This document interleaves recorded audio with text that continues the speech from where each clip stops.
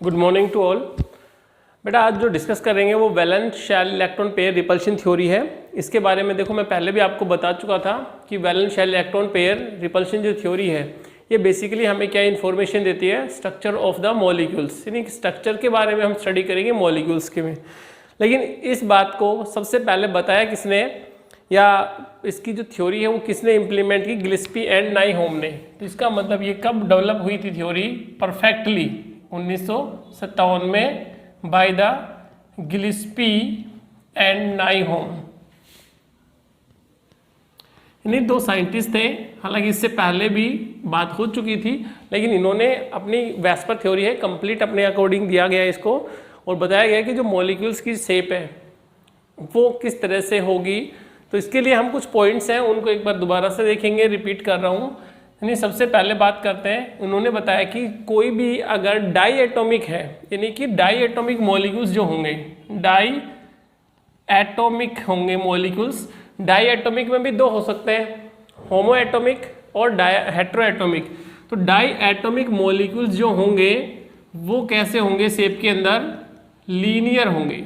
Shape के अंदर कैसे होंगे, लीनियर। होमो डाई एटॉमिक यानी दो एटम्स होंगे, सेम भी हो सकते हैं और डिफरेंट भी हो सकते हैं, लीनियर शेप में होंगे। सेकंड पॉइंट की बात करते हैं बिल्कुल शॉर्ट में, बिल्कुल क्विक रिवीजन के साथ करते हैं।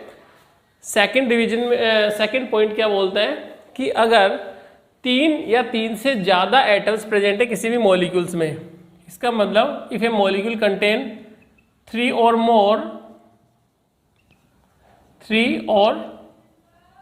मोर एटम्स, अगर एक मॉलिक्यूल के अंदर 3 या 3 से ज़्यादा एटम्स होंगे तो एक एटम क्या होगा उसके अंदर, सेंट्रल होगा, यानी कि सेंट्रल एटम के साथ होगा, और बाकी के एलिमेंट्स क्या, बाकी के एटम्स क्या कहलाएंगे,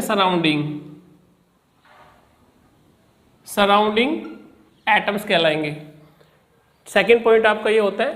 थर्ड पॉइंट जो आपका हो गया, उसमें अगर जो सराउंडिंग एलिमेंट्स हैं यानी सराउंडिंग एटम्स हैं, वो सराउंडिंग एलिमेंट्स,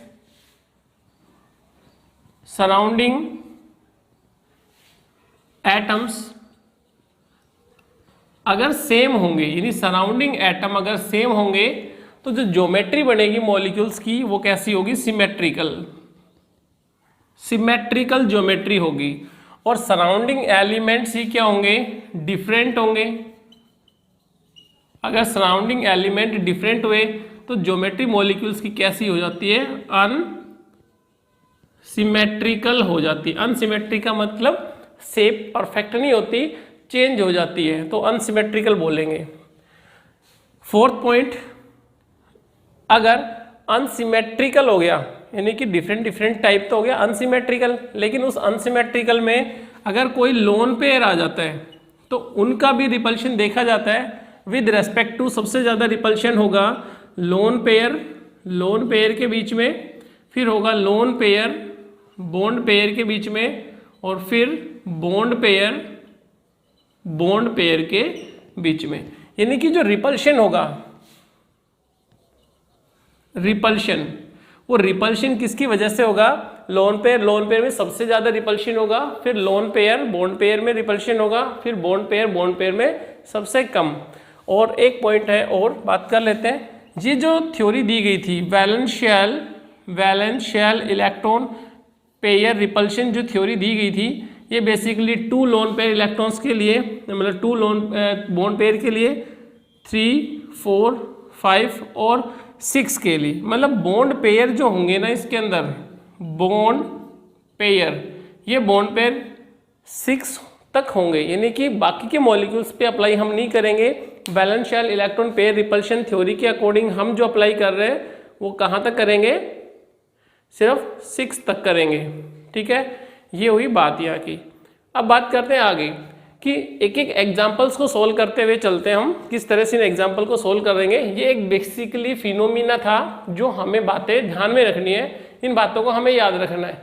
मैं आपको एक एक एग्जाम्पल सोल्व करवाता हूँ अब, ताकि आपका रिवीजन अच्छे से हो सके। देखिए अगर हमने ये बातें देख ली तो हमारे एग्जाम्पल्स बड़े आसानी से सोल्व हो सकते हैं। सबसे पहले बात करते हैं कि मेरे पास बॉन्ड पेयर, ठीक है, और दूसरा बात करते हैं लोन पेयर, ठीक है। अगर मैं सबसे पहले एग्जांपल लूं कि एटलीस्ट 2 तो क्या हो मेरे पास बॉन्ड पेयर और 0 क्या हो मेरे पास लोन पेयर, और इधर मैं बात करता हूं एग्जांपल्स की। तो एग्जांपल सबसे पहले जैसे बेरिलियम डाइफ्लोराइड का ले सकते हो, बेरिलियम क्लोराइड का ले सकते हो, BeCl2, ठीक है। अब किस तरह से इनको एग्जिस्ट करेंगे, देखिए बोरोन बेरिलियम है तो बेरिल की वैलेंस शेल में इलेक्ट्रॉन्स कितने होंगे, 2, तो ये तो आपका बेरिलियम, दोनों इलेक्ट्रॉन्स दिखा दिए। अब फ्लोरीन ले लीजिए या क्लोरीन ले लीजिए, तो फ्लोरीन, इधर भी फ्लोरीन लगा दीजिए, तो इसका मतलब हुआ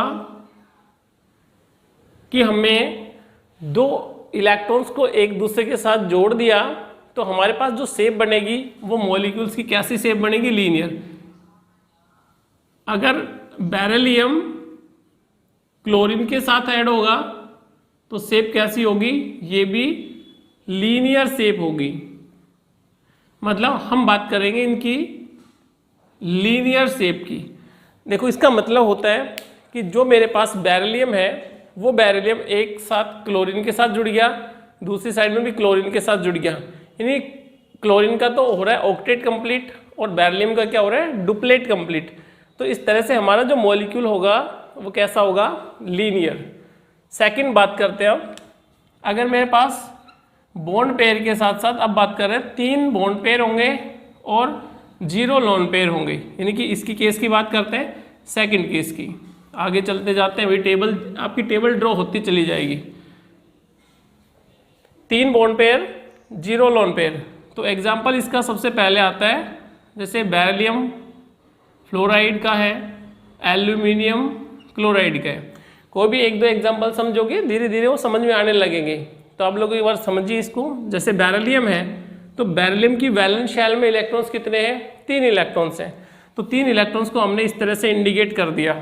अब मेरे पास फ्लोरीन है तो 3 फ्लोरीन हो गए, तो इसका मतलब फ्लोरीन, फ्लोरीन और फ्लोरीन। फ्लोरीन की वैलेंस शेल में 7 इलेक्ट्रॉन्स होते हैं, तो जिसमें बॉन्ड बनाएगा, मैं 1 इलेक्ट्रॉन को दिखा रहा हूँ यहाँ पे, बाकी आप दिखाना चाहो तो 7 इलेक्ट्रॉन्स को इंडिकेट कर सकते हो। यानी कि जब फ्लोरीन बॉन्ड बनाएगा, इसका भी 1 इलेक्ट्रॉन है, इसका भी एक कोवेलेंट शेयरिंग होगी, यानी म्यूचुअल शेयरिंग होगी इलेक्ट्रॉन्स की। तो यहाँ पर जो मेरे पास स्ट्रक्चर बनेगी वो स्ट्रक्चर कैसी है, ट्राइगनल प्लेनर, यानी जो शेप एग्जिस्ट करेगी वो कौन सी शेप है, ट्राइगनल प्लेनर। ऐसा क्यों हुआ, ऐसा इसलिए हुआ कि बोरोन की वैलेंस शेल में 3 इलेक्ट्रॉन्स होंगे और उसके साथ साथ फ्लोरीन ऐड होगा, तो ट्राइगनल प्लेनर फॉर्म में ये एग्जिस्ट करता है, ये बात देखेंगे। अब चेंज करते हैं मॉलिक्यूल्स को, 3 से कम कर दूं मैं, 2 तो बॉन्ड पेयर इलेक्ट्रॉन्स हो और 1 लोन पेयर इलेक्ट्रॉन्स हो, तो इसका मतलब ये जो केस है टोटल इलेक्ट्रॉन पेयर का वो कितने का हो गया, 3 का। भाई 3 चल रहा है हमारे पास, 2 और 1 हो गया 3। तो इसमें अगर बात करें 3 में तो ट्राइगनल प्लेनर शेप एग्जिस्ट कर रही थी, लेकिन अब शेप आपकी चेंज हो जाएगी। देखिए अपने पास है 2 तो बॉन्ड पेयर हो और 1 क्या हो, लोन पेयर इलेक्ट्रॉन्स हो। तो इसकी शेप के लिए कोई मॉलिक्यूल्स ले लेते हैं, जैसे वेल नोन एग्जाम्पल है, आप लोग किसको ले लीजिए, ओजोन को ले लीजिए।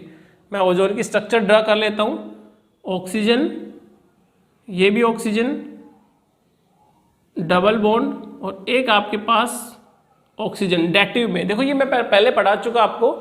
तो इसका मतलब जो शेप एग्जिस्ट करेगी वो किस तरह की होगी, तो बॉन्ड पेयर और 1 लोन पेयर। मतलब हमारे पास जो सबसे पहले देखेंगे लोन पेयर कितने होंगे, यहाँ पे 1 लोन पेयर होगा, तो 1 लोन पेयर हमने एग्जिस्ट करवा दिया। तो यहाँ पे जो शेप बनती है वो कैसी बनेगी, वी शेप कह सकते हैं या फिर इसको बेंट शेप बोल सकते हैं। 4th एग्जाम्पल पे किस तरह से काम होगा,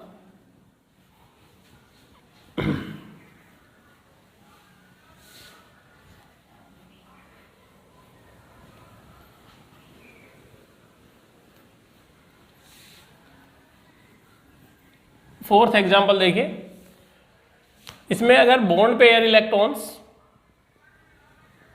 बॉन्ड पेयर और दूसरे होंगे लोन पेयर, तो बॉन्ड पे इलेक्ट्रॉन्स हम 4 मान के चलते हैं, लोन पेयर हमें 0 लेना पड़ेगा। तो इसके लिए आपको जो स्ट्रक्चर बनानी है वो किस तरह से देखेंगे, एग्जांपल्स देखिए। एग्जांपल्स यानी CH4 मॉलिक्यूल हो सकता है, SiH4 मॉलिक्यूल हो सकता है, यानी बेसिकली हाइड्राइड्स की फॉर्म में देख लिया हमने। तो कार्बन की वैलेंस शेल में कितने इलेक्ट्रॉन्स हैं, 4। तो जो ज्योमेट्री एग्जिस्ट करती है वो ज्योमेट्री टेट्राहेड्रल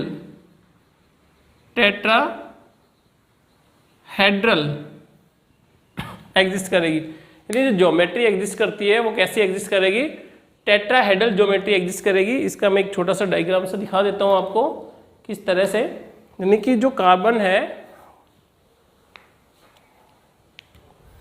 ये टेट्राहेड्रल ज्योमेट्री को इंडिकेट करेगा। जैसे हमारे पास टेट्राहेड्रल ज्योमेट्री की बात कर लेते हैं, तो आपकी जो ज्योमेट्री बनेगी वो इस तरह से बनेगी भाई, टेट्राहेड्रल। देखो बेसिकली टेट्राहेड्रल ज्योमेट्री इस तरह की होगी, carbon hydrogen carbon hydrogen carbon hydrogen carbon hydrogen. तो इसका मतलब क्या हो गया, ये जो ज्योमेट्री है ये टेट्राहेड्रल ज्योमेट्री है, कार्बन का हाइड्रोजन के साथ कार्बन हाइड्रोजन कार्बन हाइड्रोजन और कार्बन हाइड्रोजन। ये जो ज्योमेट्री कहलाएगी आपकी टेट्राहेड्रल ज्योमेट्री है। तो इसमें जो मॉलिक्यूल्स होंगे टेट्राहेड्रल फॉर्म में एग्जिस्ट करेंगे। इसी से आगे अगर मैं बात करूं, जैसे 3 तो ले लिया बॉन्ड पेयर और 1 ले लिया लोन पेयर। तो इसका मतलब जो हमारे पास टेट्राहेड्रल ज्योमेट्री बन रही थी, इंपॉर्टेंट केस है, जो टेट्राहेड्रल ज्योमेट्री बन रही है उसमें 1 बॉन्ड पेयर कम हो गया। तो इसका मतलब दोनों इलेक्ट्रॉन्स को इस तरह से इंडिकेट करेंगे और दोनों इलेक्ट्रॉन्स को हमने इस तरह से दिखा दिया। तो अब ये जो टेट्राहेड्रल ज्योमेट्री है इसकी शेप भी कन्वर्ट हो गई, किसके अंदर आ गया, पायरामिडल के अंदर। और इस मॉलिक्यूल्स की बात करें तो मॉलिक्यूल कौन सा होगा, NH3 मॉलिक्यूल। जैसे अमोनिया मॉलिक्यूल है, इसको एग्जाम्पल के थ्रू समझते हैं कि मेरे पास जो ज्योमेट्री थी वो कैसी थी, टेट्राहेड्रल। जैसे आपको बताया गया अभी टेट्राहेड्रल ज्योमेट्री ये है।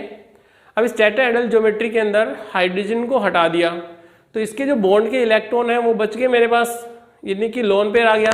तो इस लोन पेयर का बॉन्ड पेयर के साथ क्या लगेगा, रिपल्शन। लोन पेयर का बॉन्ड पेयर के साथ क्या लगेगा, रिपल्शन। तो इस वजह से जो लोन पेयर है वो अपना रिपल्शन किन पे लगाएगा, बॉन्ड पेयर पे। इसी वजह से जो ज्योमेट्री है वो किस में कन्वर्ट हो जाती है, पायरामिडल, यानी पायरामिडल फॉर्म में कन्वर्ट हो जाती है। तो एग्जांपल इसको और लिख सकते हैं अच्छे से, NH3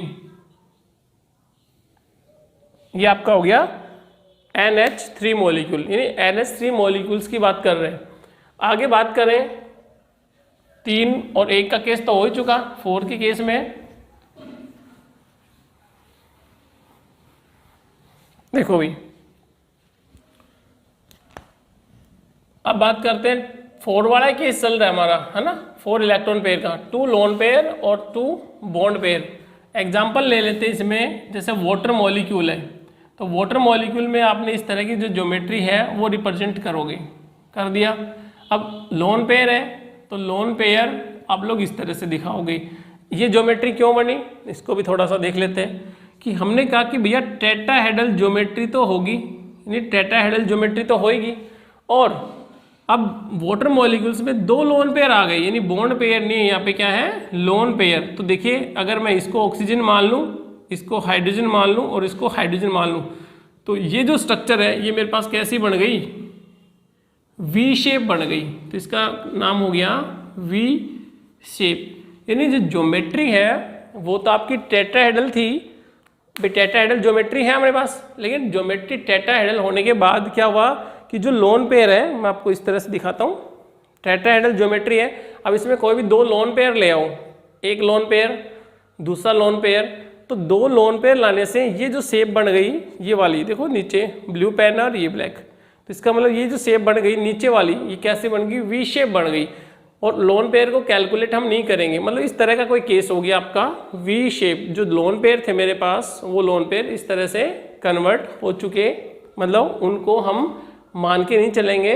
शेप कैलकुलेट करते टाइम लोन पेयर को कैलकुलेट नहीं करेंगे, ज्योमेट्री को कैलकुलेट करते हैं उस टाइम हम लोन पेयर को कैलकुलेट करेंगे। तो इस तरह से जो मॉलिक्यूल बनेगा वो कैसा बनेगा, वी शेप का बनेगा। कैसा बनेगा, वी शेप। बात समझ में आई, वी शेप। नेक्स्ट अगर बात करते हैं एग्जाम्पल, आगे वाला एग्जाम्पल लेते हैं। देखिए ये तो था 4 का केस, काफ़ी आसान है, इंपॉर्टेंट भी है, लाइक एग्जाम्पल कर सकते हो। नेक्स्ट 5 वाले केस में देखिए 5 का जो केस होगा यानी कि 5 बॉन्ड पेयर और 0 लोन पेयर, तो इसमें केस हम क्या लेके चलते हैं, PCl5 का लेके चलते हैं। ठीक है, PCl5 का वेल नोन एग्जाम्पल है, बाकी और भी एग्जाम्पल ले सकते हो आप। PCl5 phosphorus, chlorine, chlorine, chlorine, chlorine और ये भी क्लोरीन। तो ये जो ज्योमेट्री एग्जिस्ट करेगी वो ज्योमेट्री आपकी कुछ इस तरह की एग्जिस्ट करेगी, जिसको क्या बोल, बाई पायरामिडल, क्योंकि एक पैरामिडल ऊपर है एक पैरामिडल नीचे, तो इस पोजीशन को बोला जाता है एक्सियल, इस पोजीशन को बोला जाता है एक्सियल। और ये आपके कहलाएंगे इक्विटोरियल, ये कहलाएंगे इक्विटोरियल और ये कहलाएंगे इक्विटोरियल। तो इसका मतलब हुआ कि भैया ट्रायंगुलर बाई पैरामिडल में ये तो आपको ट्रायंगुलर दिख रहा है, ठीक है, और हमारे पास एक्सियल और एक्सियल दो हो गए बाई पैरामिडल का केस। यानी 5 का केस हुआ, तो 5 वाले केस में हम इस तरह की स्ट्रक्चर बनाते हैं ट्रायंगुलर बाई पैरामिडल। लेकिन इसी को चेंज करते हैं आगे, यानी इसके कम कर दिया हमने, इससे 5 से 4 और लोन पेयर हमने कर दिया 1, यानी कि 1 लोन पेयर हो गया और 4 बॉन्ड पेयर हो गया, तो टोटल 5 का केस हुआ। तो 5 वाले केस में हम ज्योमेट्री तो यही बनाएंगे,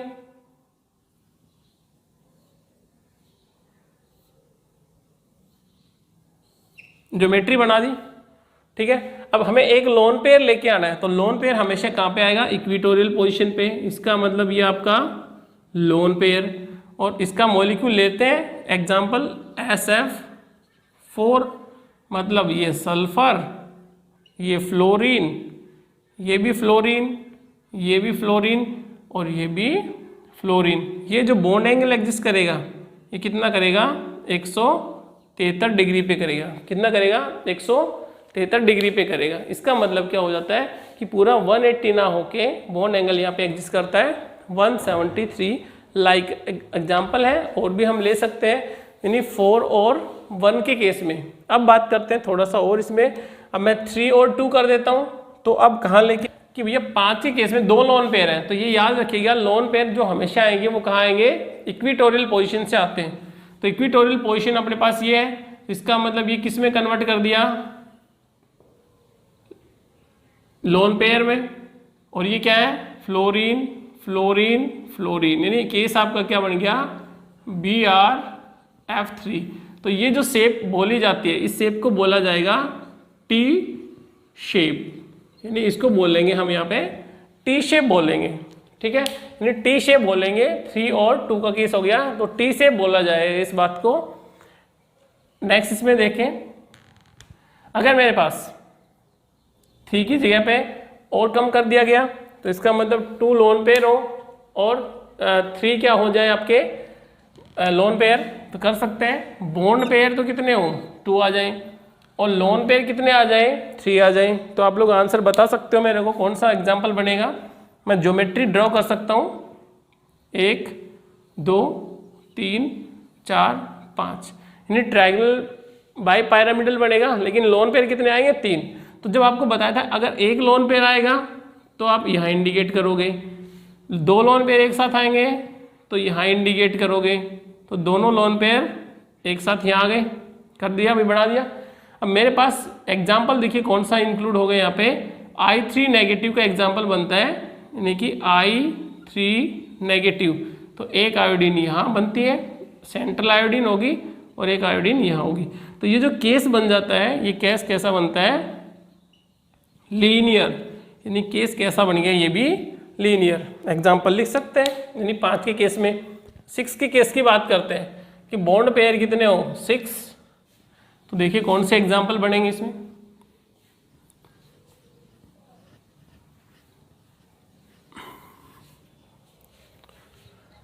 बॉन्ड पेयर 6 है, लोन पेयर 0 है, यानी कि हम बॉन्ड पेयर इलेक्ट्रॉन्स लेंगे यहाँ पे 6 और 0 लोन पेयर लेंगे तो 6 के लिए आपको ज्योमेट्री बताई थी किस तरह की बनेगी।